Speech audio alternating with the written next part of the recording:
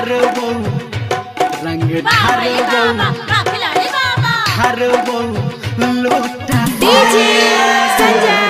सम्राट मां Gayatri recording studio. नहीं छोड़बोगे हमरा गरबोगे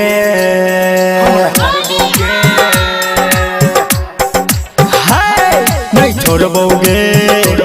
हमरा गरबोगे लैया होली के रंग देबो चोली के लाल रंग गुलाब छोड़िए नान भागवत मैंने छोटा से तू भाग छोड़ी कतबो रंग ढारबो लोटा से नहीं छोड़बोगे हमरा गरबोगे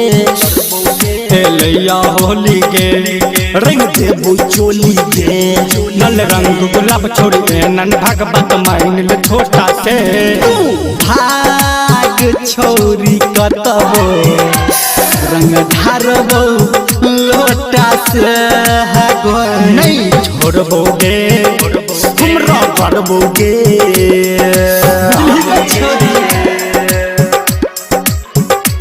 रंग ढारबो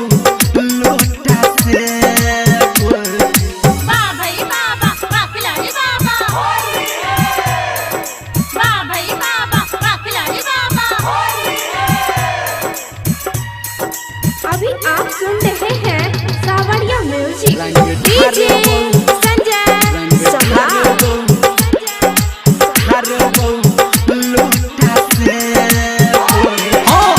दिन छे होली के गे है छौरी रंगा हाथे तोहर गे ढोरी आय है फागुन लगाबे साबुन चढ़ल छे नशा नहीं छोड़बोगे हमरो करबोगे लैया होली के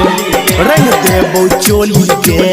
लाल रंग गुलाब छोड़िए नन भागवत माइन छोटा से तू भाग छोड़ी कतबो रंग ढारबो लोटा से नहीं छोड़बोगे हमरो गरबोगे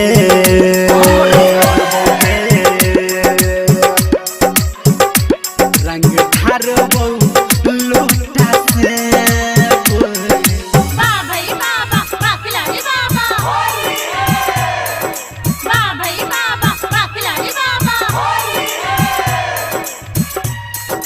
अभी आप सुन रहे हैं सावरिया म्यूजिक डीजे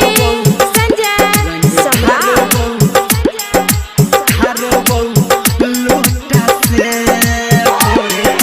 लगा के घोड़ के सटा के पाला हटा हटा के लाद के ढाला कहो कमलेश गे कहे छोनी कुगे बात सनटू से लुखा नहीं छोड़बोगे हमरा गरबोगे लैया होली के रंग देबो चोली के लाल रंग गुलाब गोरी नन भागवत माइन छोटा से तू भाग छोरी कतबो रंग ढारबो लोटा से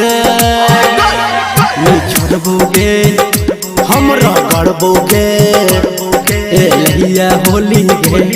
रंग देबो चोली के लाल रंग गुलाब गोरी नन भागवत माइन छोटा से तू भाग छोरी कतबो रंग ढारबो लोटा से नहीं छोड़बोगे आई ना करबोगे।